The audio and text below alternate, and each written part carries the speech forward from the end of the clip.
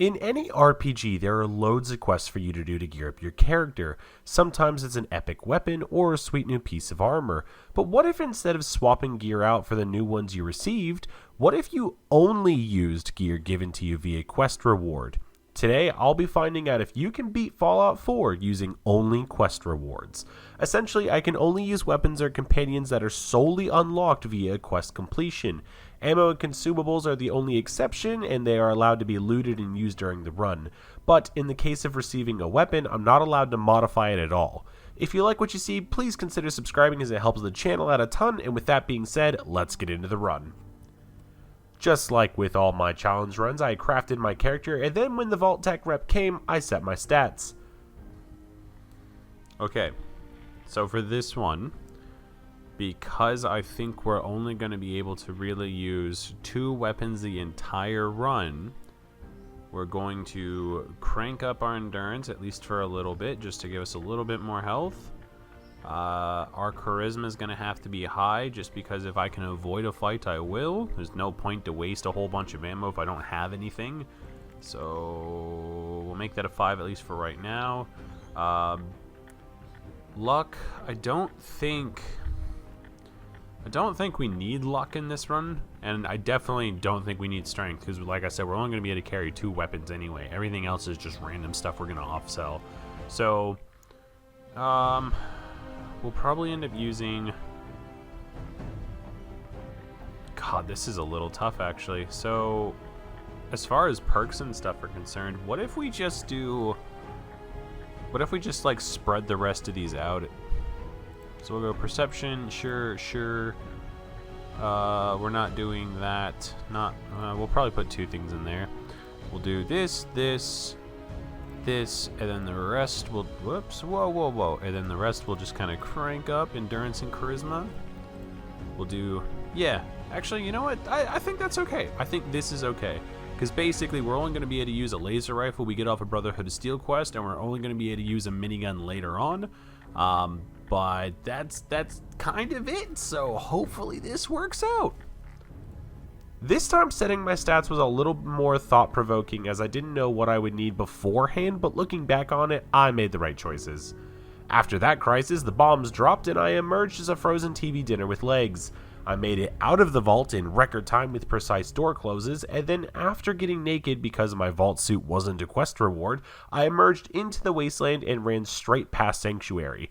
I figured for this run, since my gear would be heavily limited, keeping the enemies low level would be very important.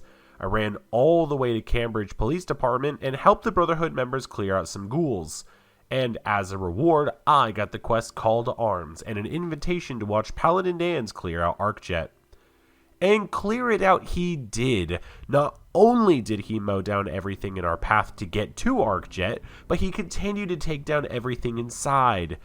Because of how low level I was, I don't think the Siths were doing much of anything to him, which meant Danse was basically a one-man Fellowship of the Ring, with me following like the Smeagol I was, only looting ammo and staying out of sight. With the end of the quest growing near, I set Danse on fire with a rocket and had him escort me outside to thank me for a job well done and hand me my first weapon of the run, being a modified laser rifle dealing pretty decent damage for this early in the run. With the new weapon in my hands, I could finally fight back against the denizens of the Commonwealth and move on to my second quest, Curtain Call. First, I stopped by Diamond City so I could get the annoying part with Piper out of the way, then headed off to Trinity Tower. The gist of this mission was to climb the tower and fight through super mutants to save someone named Rex, who tried to teach these guys poetry. However, the main reason I was doing this was for a pair of clothes and a companion. Much like with Arcjet, because my level was so low in comparison to the other runs I've done, this rifle was holding its own and the super mutants were pretty manageable. Eventually I made it to the top of the tower and had to battle Fist, the leader here. He wasn't too bad, but he did have a minigun, so I made sure to grab the ammo, as that would play a larger role later. I saved Rex and a super mutant named Strong, and together we made our way down the tower, fighting off some of the last opposition, and once we were safe, not only did I get Reginald's suit, which was just a set of clothes that gave a +3 to charisma, but I also gained the ability to have Strong as my companion. Although looking back at this quest, I don't think it was necessary, and you'll see why later. But now with some extra help, a gun, and clothes, we had one more quest to do before starting the main quest line, a quest called The Big Dig. I met up with Bobby No Nose, who said she needed help doing a robbery, and I sprung at the sound of loot to offer support. First, I had to fight off some Mirelurks to prove how tough I was, and then break someone out of jail. Talk about escalating way too fast. Although by break out of jail, I snuck in, stole the key to the jail cell, but then asked the guards pretty please to let out Mel, our secret weapon in this robbery, and surprisingly they agreed to just let him out. Now that the gang was all here, Mel built a robot to break down some weak walls and allow us to move through some tunnels to get to a strong room in Diamond City. But where this quest began by fighting Mirelurks, we had to fight a lot more, including a king. Luckily, Bobby and Mel helped Strong and I to fight this thing, but it felt like we were way out of our league here. It went down in the end, but this is where I started to see that Strong was more of a liability than a help. We moved through the tunnels and finally arrived at our destination. However, when we broke through the last wall, we were nowhere near Diamond City, but instead at a stronghold of Hancock, the mayor of Goodneighbor. But instead of just shooting us on sight, Hancock's guards gave us the option to kill Bobby to clear our names, and since there was a gun in it for me, I happily sent Strong in to sort this out. The reward? A minigun named Ashmaker. Every bullet did 15 points of fire damage, and because of how fast miniguns shot, this thing was a menace to fleshy victims. Like the upcoming Triggermen. Between Strong bashing the low-level Triggermen with a sledgehammer and the Ashmaker shredding through their non-existent armor, this place was starting to look more like a Doom level than Fallout. To think that I went from a naked goblin following around a giant spaceman to mowing down gangsters with a mutated superhuman brought up on poetry. This game's pretty wild when you think about it. We saved Nick and then talked our way out of the Skinny Malone fight to conserve ammo. With only 100 shots, I'd have to pick my battles for now. Together with my newly rescued homie, we talked with Nick to perform a blood ritual and ended up at Fort Hagen. Turns out Nick Valentine is a witch doctor in his spare time. Strong and I barged into the fort, and to no one's surprise, a super mutant with a hammer is still more effective than a synth with a laser weapon. At least for now, but we'll get into that later. With my companion acting as a main distraction, I was able to stock up on ammo for my rifle and help Strong take down some turrets that he couldn't reach. Who would have guessed that a melee-focused companion would have issues attacking anything not on the ground? We breezed through this place due to my rifle still dealing pretty decent damage and arrived at Kellogg, but our arrival was cut short due to Kellogg getting bapped into a permanent sleep, so we checked his browser history and then dove through his memories to get the deets on how to perform some magic.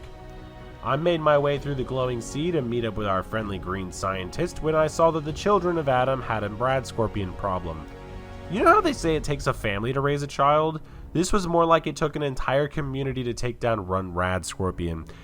This is why I don't use gamma weapons in this game. After that small detour, I met up with Virgil, who told me to go fight a Courser and retrieve its brain chip. But for anyone who was wondering about perks up until this point, I went with the old reliables: Toughness, Life Giver, and Bloody Mess. You cannot go wrong with these perks on any playthrough.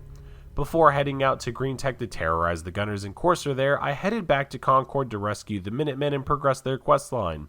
Clearing out the raiders inside was easy, and I watched a Brotherhood member 1v1 the Deathclaw. These guys are pretty much tanks with legs in their power armor. Once the Minutemen were safe at Sanctuary, I gave Mama Murphy her daily dose of jet for the Courser's shut-off phrase, and then blitzed through the Gunners like the world was gonna explode. Of course, something did explode, and that was the Courser's brain once he got a whiff of my breath. Along with the other Gunners held hostage here, because I needed some more ammo for my travels. So, now with the Courser dead, I took his brain chip to the railroad because they're the only ones who can decipher this thing, and then went back to Virgil to get the ritual of teleportation.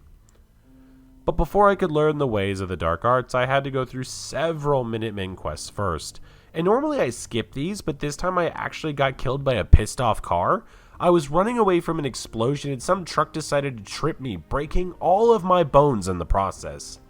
Then, in another quest, I came across some children of Adam fighting Gunners, except the Gunners got killed super quick and then nukes started to go off. Turns out that the radiation cult have nuke grenades. Why they bother with gamma weapons, I will never know. Later on, I even got to use my Ashmaker again on some raiders who had taken up shop inside a satellite. If only ammo was more available for this weapon, I would have used it a lot more. With the last of the Miniman quests complete, I made my way to Sanctuary to finally perform the teleportation spell. Inside, I met with Father and promptly told him I didn't have time to explain why I didn't have time to explain. This caused some synths to attack me, but I was still getting more ammo than I was using, so I'll count this as a win. After my exit, synths began to attack the castle I had just set up, but I thought this would be easy as I saw the Brotherhood coming to help, only to watch them get shot out of the sky. Seeing this as anything other than a bad omen was impossible, and it was pretty accurate for the fight to come. Up until this point, because my level was so low, enemies didn't have the necessary tools to fight back or stay alive long enough to be an issue. But now the synths were laughing off my rifle rounds and the coursers here were doing crazy damage. Long story short, I was chewing through stim packs and it got to the point where I was using VATS to make sure my shots hit due to running low on ammo pretty much this entire fight. Even the Minutemen were having trouble staying alive long enough to help, and Strong was pretty much useless here. He couldn't get close enough to hurt anything before being taken down, plus his AI bugged out when I used a stim pack on him, causing him to just stand around and then get shot and put back down again. What should have been an easy 15-minute fight took nearly half an hour of run and gun and scavenging for ammo.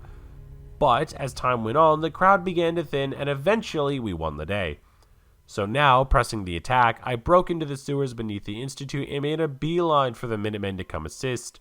Together we fought through the opposition, and because every enemy here was using fusion cells, my ammo reserves were topped off pretty much throughout the entire raid. What came next was a synth massacre, an old man defying gravity, and a bomb being planted on a reactor.